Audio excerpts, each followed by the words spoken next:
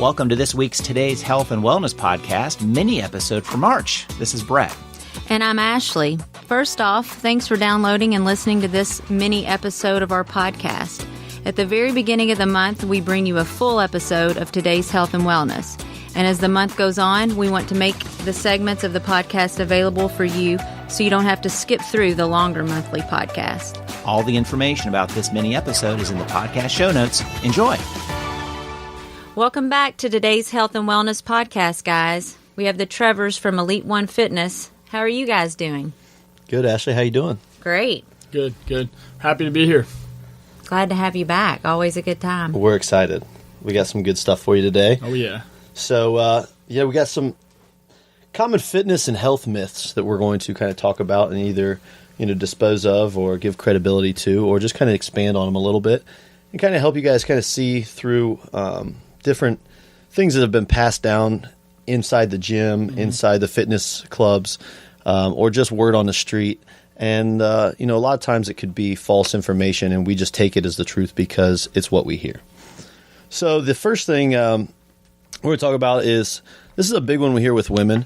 Women say, I don't want to lift weights because I don't want to get big.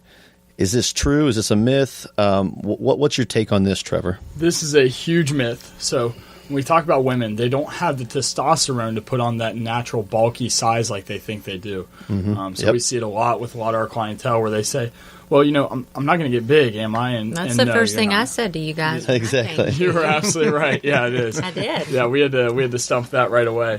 And just for the record, Ashley's been training with weights and weight-resistant training for quite some time now, and she is all of a soaking wet 118 pounds.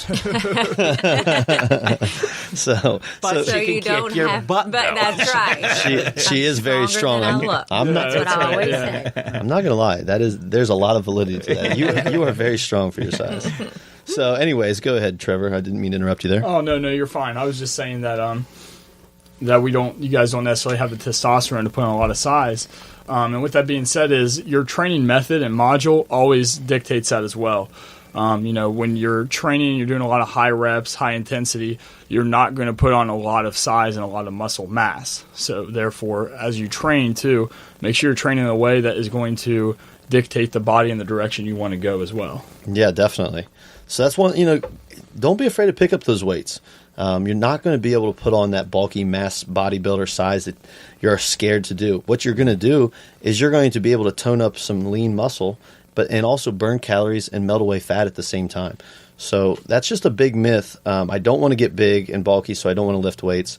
Go ahead and toss that one aside. Start picking up some weights. Don't be afraid, and we can finally see those results that have been eluding you for so long. Oh, absolutely. Yeah.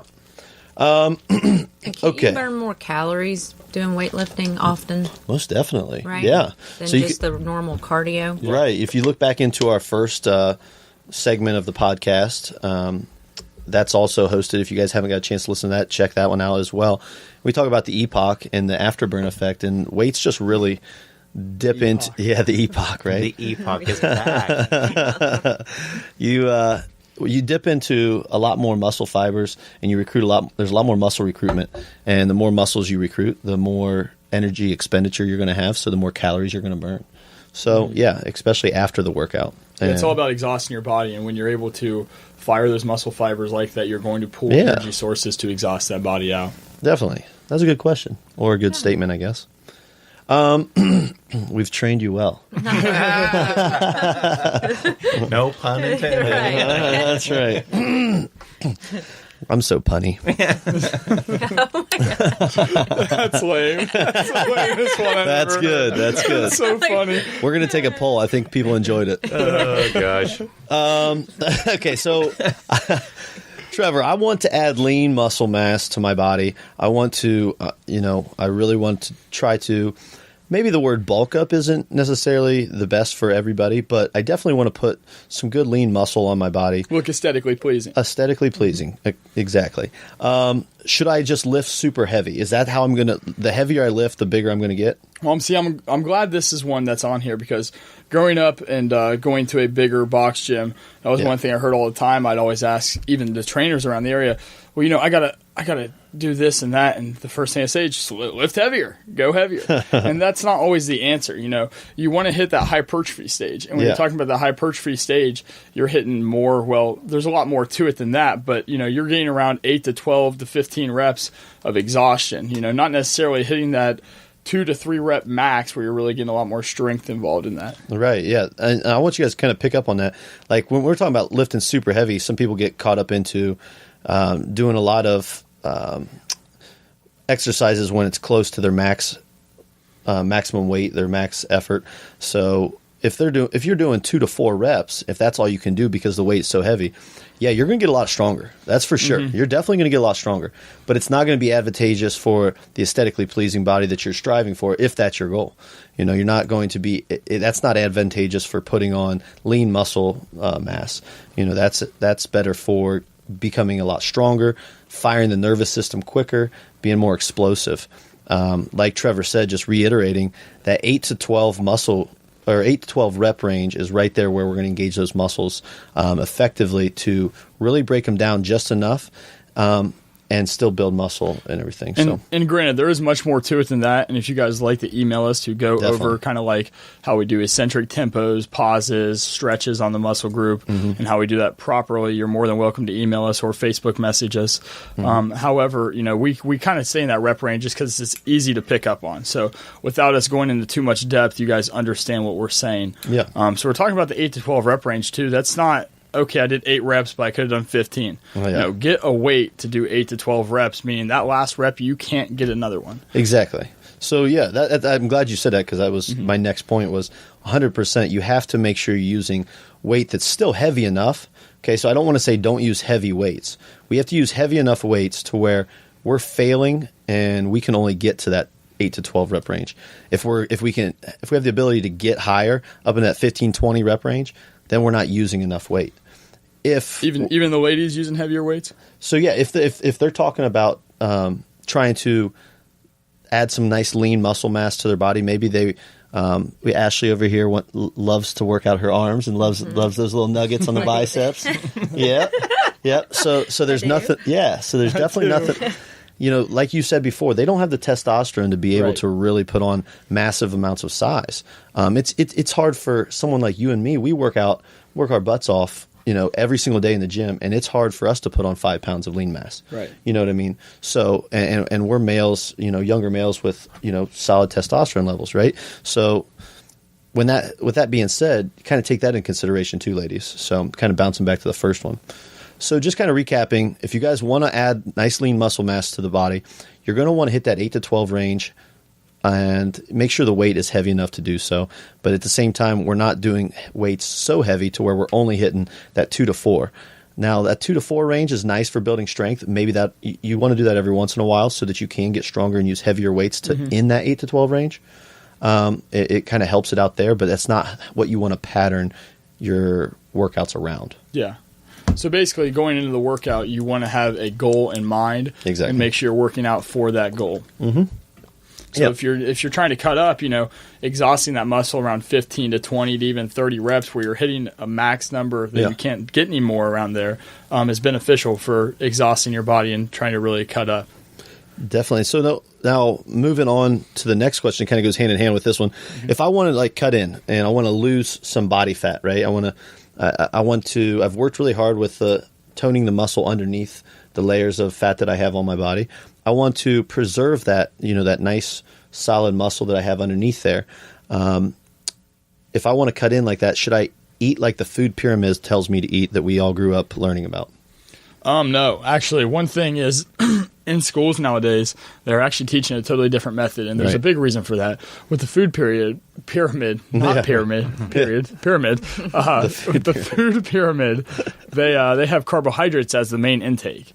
And as we get smarter and smarter with our body frame and knowing how our body responds to things, that is not correct. Especially as, a lot of us are living more of a sedentary lifestyle than what we used to live. You mean video games and computers are making us slow down? Yeah, isn't that crazy? No, that's right. Amazing, isn't it? Yeah. So we're not as active as we used to be. So all those carbohydrates, which are energy, are not being utilized when we're eating them. So when we don't utilize them, what do? They store as fat. Exactly. So, really keeping that in mind is we want to eat more protein, less carbohydrates, less fats. Right. Yeah. So there it is. You know, the food pyramid is so heavily based on those carbs at the bottom of the food pyramid. But what about the food period? I don't know. I don't know much about that. Okay, all right. I don't know much about that one. You're gonna have to enlighten us on that. So, yeah, you definitely want to cut out some of those carbs. I mean, if you want a nice advantageous way of cutting in, keep preserving muscle, you're going to have to take in more protein. Mm-hmm. And by doing that, that doesn't mean we just take in more protein and keep the same amount of carbs as well, because what's going to happen is now we're going to be over in calories. So we have to kind of move calories around and switch them around a little bit. But won't protein store as fat as well? No. So we're good on that. Protein is the most thermogenic macronutrient in the body. Right. So we're going to be good on that. And protein, don't have to worry about getting fat off protein, guys. As long as our diet's in check with the carbs and fats, we're going to be good. Mm-hmm. So we're going to kind of flip it a little bit. We're going to put more protein at the bottom. A high protein diet is going to be really advantageous for sparing muscle, preserving muscle, and then also losing weight. Then we're going to go into a little bit less of a carbohydrate intake. You still want some carbs. This is something that we're going to touch on in the next one. In the next question, you still want some carbs, but then still low amounts of fat. But also on the food pyramid, we talk about dairy, and I would advise anybody who's wanting to really lose weight and cut in to definitely consider cutting out most of their dairy in their diet. Right. Yeah. Well, I mean, just going to the store and getting 2% fat milk, there's still fat in there, and there's still 12 grams of sugar. Yeah. You know what I mean? Per serving. Per serving. Yeah. Right. So, yeah. And I know when I drink a glass of milk, it's not 8 ounces. A glass of the jug of milk. Right. Exactly. Yeah, so just that food pyramid isn't always the best thing to kind of go off of. It's so generic and so just generalized. And like Trevor said, they're not even really using that and teaching that anymore. So in schools, so be careful following that if that's what you're using for your weight loss and diet tips. Interesting. Yeah. So the next thing, should I eat 0 carbs, Trevor, to lose weight? Like people are telling me I need to eat no carbs at all, and that's going to help me lose weight. That's a tricky one. And the reason for that being is right off the bat, you probably will cut some weight. Right. But overall, in a long period of time, when we talk about our body, it's in a duration. So if you were to cut out your carbohydrates in the first couple of weeks, you might lose weight. Mm-hmm. But once you go back, you're going to put that weight right back on. Fast. And it's going to be even more than you had on before. And a big reason for that being is your hormone levels as well. Yeah. So you have your leptin hormone levels that are going to be that need carbohydrates to run on. When you don't have those carbohydrates in there, those leptin levels are going to shut down. Yeah. And that's a fat burning agent as well. So basically, just kind of recapping what Trevor said, the first thing he said was he's kind of getting at, is it sustainable? Is it sustainable to run 0 carbs, throughout? Is that a lifestyle, or is that just something you're going to do for? That's what so many diet and eating plans. And you have to think, can I really do this for a long period or for a lifestyle? For a lifestyle, Right. Absolutely. And that's the thing with that, Ash, is a lot of these diet places, diet plans are 30 days ran. So when you're doing something for 30 days and you cut out carbohydrates completely, you're going to drop weight in 30 days. But what's going to happen after those 30 days that we really need to think about when we do those quick diets like that? Yeah. Whenever we do a diet, or a 30-day challenge, anything like that, it's a great Kickstarter, but we need to make sure we do it as a Kickstarter to have longevity behind it, not just run it and stop and go back to our old habits, because we're not just going to go back to where we were. We're going to be worse than where we were. Yeah. Right. That rebound effect is going to kill us. Oh, yeah, absolutely. Yep, the double rebound effect. And so then with eating 0 carbs and you talked about the leptin levels. Leptin is a fat-burning hormone, and that's going to slowly come to a halt. Mm-hmm. You're not going to be producing the leptin that you once did. Your metabolism is going to slow down, and so there's just a lot of negative things to when you're going 0 carbs. Your metabolism, you're going to have some metabolic damage, and that's something for another topic and conversation that we could talk about for a long time, is metabolic damage. But the last thing we want to do as trainers is to give you, hey, here's this diet plan, and follow this to a T. You're going to lose so much weight in 30 days, and people are like, oh, man, this was great. He knew what he was talking about. Yeah, but what you didn't see was the next 30 days that me as a professional set you up for failure once you start really gaining it back. And it's just not safe practices. And the thing is, too, is what kind of weight are we losing? Are we losing muscle mass or are we losing fat? Yep. You know what I mean? We're at that point where our body recognizes that we're not taking any carbohydrates. It's going to keep a hold of some of those fat cells as energy because it doesn't know where energy is coming from. So that's something to really think about, too, is body composition, not necessarily what the scale says. Yep. So I'll just say as a caveat, like as a little like disclaimer as well, that a ketogenic diet is something that uses zero carbs, but it's so specific in its fats intakes and its protein intakes that it's very, very hard to set up and follow. You have to be really well planned out and organized in order to make sure you sustain a ketogenic diet, or else you won't ever actually hit ketosis. So that's something for another time as well. But so I just wanted to say that there is a way to do it successfully with zero carbs, but it's very few can actually pull that off. Right. And it's expensive. It's a very expensive diet to run. So, so let me see here. Let's pick one more here. We have a list, but we'll just pick one more. How about we go with, this goes hand in hand with that. Trevor, okay, I'm your client. I'm coming to you and I'm like, hey, I'm just not losing any more weight. You ask me what I'm doing.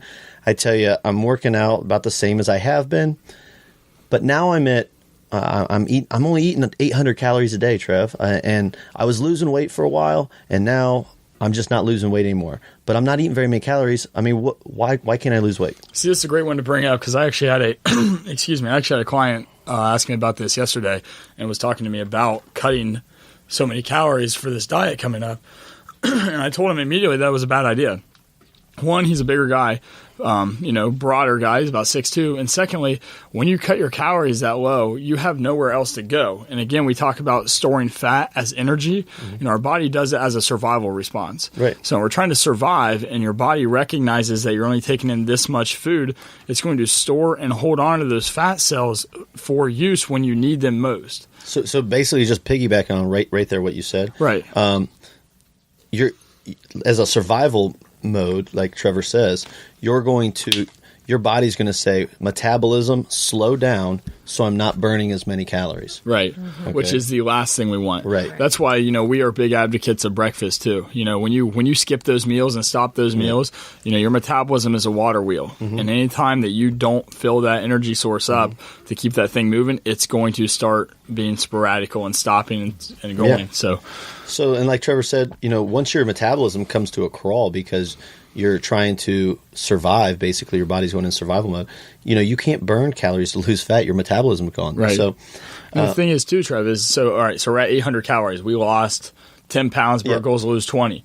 And then we're hitting the threshold. We can't lose anymore. Where do we go from there? Where are we going to go? We're going to go to 600 calories? Right. Yeah. 400 calories? Are we? What are we doing after that? Right. Yeah. Absolutely. So that's why whenever we start to back off our calories, make sure you do it in a slow, methodical way. Yep. Start with 200, then bump down from there, and then bump down from there. And then again, how long can you sustain that? Exactly. Just like you're saying, like how long can you really go and only eat So the best 800 calories or whatever it is a day. I mean, there's going to be a point where it's like, amen. Right. Yep. Yeah. Exactly. Well, we're so in tune to the short-term effects. Yep. Right. Absolutely. That I want to Instant lose it now. gratification. Because you hear it, especially the turn of the year resolutions getting ready for, the bathing suit season for spring break. So it's that short term. Your goal is spring break or, hitting the beach in February, March. happens and then you after. think But I can what do happens anything after like that for that? 30 days. Right. You get in that Exactly. mindset. Exactly. Yep. And if you really are that person that only cares what you look like in your bathing suit, remember body composition. It's not what exactly the scale says. It's our body composition as well. So we actually ran a 30-day challenge, and we had a lady lose 1 pound, but she lost 5 inches in her waist, and that's huge. That's a big difference. Huge. So you talk about body composition. That's just a complete transformation. Looks completely different. Right. You can see it. And what really matters there? What are we talking about? What really matters? Body composition matters over weight. Yeah. Oh, big time. And the reason, because you've heard it so many times, muscle weighs more than fat. Right. Thinking the same thing. Exactly. It's what we tell our kids. Right. Like, don't worry. If you're exercising and you're playing sports and such, but you're still feeling, getting the teased or big, is like it doesn't matter. Muscle weighs more than fat. Right. You're fine. Yeah, the scale's deceptive. The mirror never lies. That's right. right. Right. That's right. Exactly. So just kind of recapping just real quick there on the low calorie. So what is the solution in order so that I can keep losing weight but not overeat calories? So the solution there would be, one, we got to keep our metabolism high. How can we do that? We can do that in two ways. We can keep our metabolism high by working out regularly and having a nice fitness program and having great personal trainers like Trevor and I. That's key. That is key, though. So keeping your So having a good fitness plan. So you have to, the fitness side of things keeps that metabolism ramped up, keeps everything in high gear. Now, the other way to keep your metabolism running and firing on all cylinders is to eat enough calories to where your body doesn't go into starvation survival mode. Okay. And way we can do that is we can we eat more protein. If we can eat a ton more protein, which takes our overall calorie number up. Okay. But we can still keep our carbs and fats nice and low like we did before with our silly 800 calorie diet. Right. But say we add another, 100 grams of protein a day, there's an extra 400 calories right there that we just upped our protein, our overall. And can cut out of our carbohydrates. Yeah. So instead of right away just dropping your carbs or dropping your calories and eating whatever you want, change what you're eating. Change the lifestyle of what you're eating. You'll be amazed at what that does to your body. Yeah. So long story short, guys, keep that metabolism high, work out regularly, eat the right types of food, eat enough food, but eat smart. So. Yeah. And like we said, guys, if there's anything you want us to expand on, we're more than happy to do so. Just message us on our Facebook page, Elite One Fitness, or you can email us at elite1fitness@gmail.com.